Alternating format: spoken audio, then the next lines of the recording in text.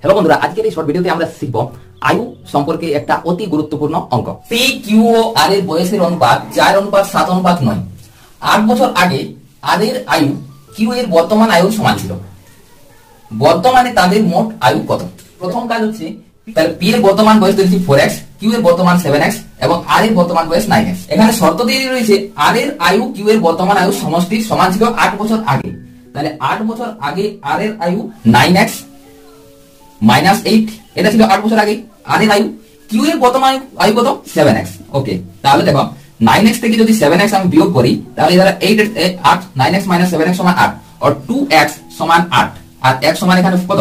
4। তাহলে x এর মান 4। তাহলে কি বলা হয়েছে বর্তমানে তাদের বয়সের সমষ্টি কত? এখানে তাদের বয়সের সমষ্টি হচ্ছে আমার 20x। দেখো গুণ যোগ করো, 9 9 7 16 4 20, তাহলে 20x। এখানে x এর মান কত? 20 গুণিত x এর মান 4, তাহলে 4 20 80। তাহলে তাদের বর্তমান বয়সের সমষ্টি কত? 80। অপশন সি এরটা হচ্ছে সঠিক।